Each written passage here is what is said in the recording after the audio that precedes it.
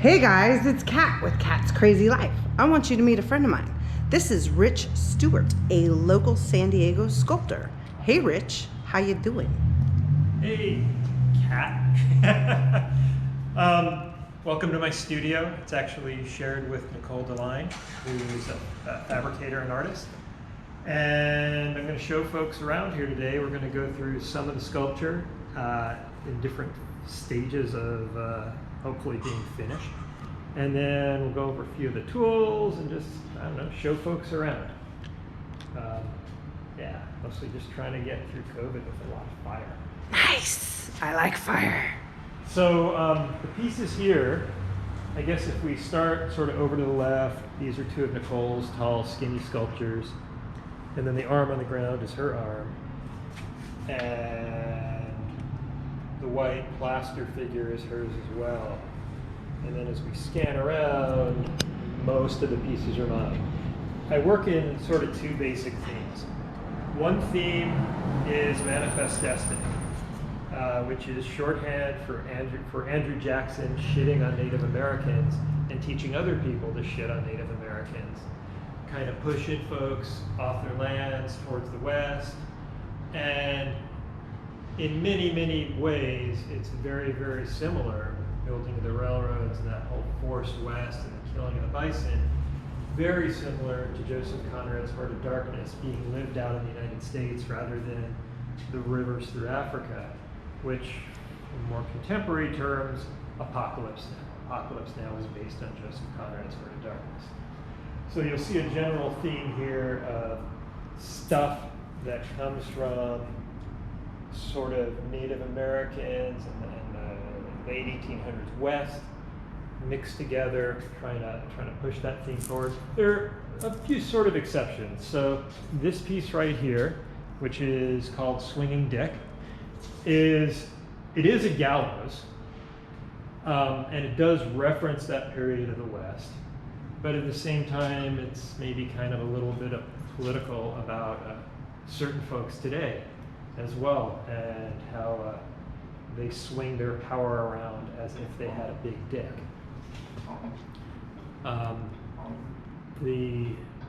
Let's see, which piece should we talk about next? I guess, really, they're all kind of fitting into that same theme in this area, with the rare exception of a handful of menorahs, but still they fit into this Western theme. This menorah is called Farmer's Menorah,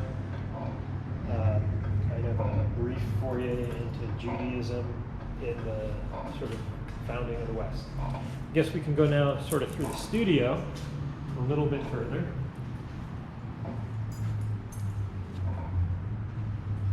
The foundation for a lot of the castings that happen are starting with a wax. This wax belongs to Nicole. It's kind of an urn shape she's working on.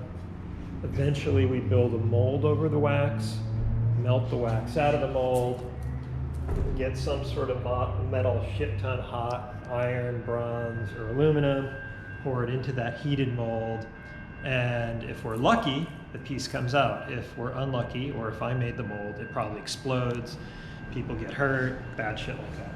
I've seen that happen with you, as a matter of fact. That's what I do. Here's my bench, more pieces that are in different states of sort of being finished. The American flag paper bag piece is called Trolling. It's really a political commentary on what's going on with people using the internet to hide behind opinions that they would not have the balls to stand up to in person. Let's see, the piece on the bench is almost finished. I really like working with oil paints at times as a patina and mixing rust into the oil. And this is another sort of Manifest Destiny referencing piece. There's a bunch of shoes on the table that are, who really knows why? Things start that way. Shoes are cool. They turn into something else. Nice. I see you use mixed and found media with your iron. Yeah, so if we kind of go this way on this charming sign that I have to use to keep people off of stuff. Oops. So I've been working on a skull, and This piece is really heading a little bit more towards central Mexico in its origin. And this is a big aluminum plate that I cast several years ago. So this will mount into here. Oh, wow. And then there's going to be a mix of rock work and the aluminum for the circle. And I'm really, really, really stuck on how the hell I'm going to hang this thing. I just can't decide what looks good. Nice. So anyway, he goes back to rest for a I'm while. digging the skull work. Well, for thank sure. you. I guess at this point we should talk about tools. So if you look up above, that's a crane. And then if you look back down to this table here that this piece of aluminum is on, it actually goes up and down. And the deal is, this shit's heavy, and it's good to have things that lift things for you. So that's become pretty fundamental in the shop, is to have lots of things that lift. And then you can make big heavy things, and that's fun. There's anvils around the shop, so we can do a little blacksmithing work. There are cutting tools all over the place. We have a pretty nice bandsaw. Try to get old cowboy stuff everywhere we can. That's a really old device. We have big flat tables so that when we try to fabricate a piece and we want it flat, it stays flat. Have some beautiful old tools. I personally think the old tools were made better, and if you buy them just a little bit broken, they're affordable. Good point. So more and more tools.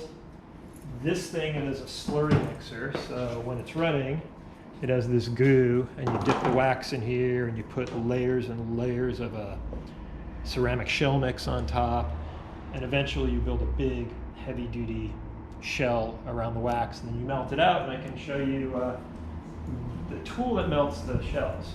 Nice. So we're going to go out in the bright light. The camera's going to go insane for a second. There's our little back fabrication yard. That looks More a little and more bit like a furnace. So this is a burnout kiln. Has 2 propane burners, one to illuminate the city waste and one to melt everything. If you go inside, you know, it gets hot. It gets really, really hot, and we melt the wax out, and we try to recover it out of the side into a bucket of water.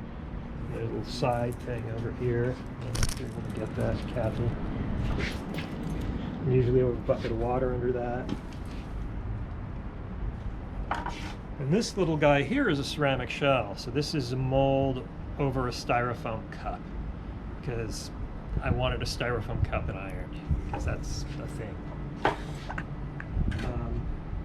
Or to me, it's a thing. That's what matters. Then going this way, this is a little baby iron casting furnace. It was originally designed to run off of diesel fuel. We haven't gotten it working that way yet. Haven't tried very much. There's some changes I need to make to where the burners are placed to make that fly. So it's a traditional coke and blown air furnace. Heading this way, really big ass ladle for iron casting. Not from that tiny furnace though. So that's what you pour the liquid iron into when it's coming out of the... Exactly. And if we go behind you, actually, there's an old beat to shit ladle that needs to be relined that we've used for casting iron. You can see. So it's held literally liquid iron. Yep. And it's got chunks of iron on the side because the furnace was running a little cold that day. It was an experimental furnace we were running that's over in that corner, which is really intended just for entertainment, not to make pieces. But Nice. we were like going, oh, if we're going to light it, let's make a piece. Let's see if I can Sounds dig back in here. Yeah. Quickly. Heavy things on wheels. Smart. Yeah, wheels are good. That ladle probably weighs empty 600 pounds. So this guy is a little portable bronze furnace, who also has built-in kiln.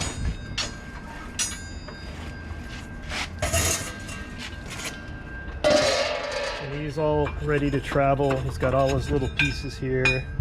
So the idea is, and he's got a little bison on a hand, and that way he's sort of like a sculpture too. Nice. Functional art, my favorite. Yeah, if you make your own tools, they have to have sculpture involved. Absolutely. Oh, look at the lid. See, that's when the lid comes off. Yeah, and we keep a little crucible on here, not now when it's not being used. You heat the metal up, aluminum or bronze, you lift it out. You just need a friend who has no nerves in their hands, and they just grab the crucible, pour it in. And if you don't have that friend, then it's good to make steel tools that lift the crucible out. Smart, smart. I like it. Also, make sure if you have a friend grab the crucible, they sign one of those waivers, because Oh, the waivers you fill out. they're going to for go to the hospital for a long time if they do that. long times. All right. That guy goes back there. This guy goes back here. Rotate this guy back. Oops. Put his lid back.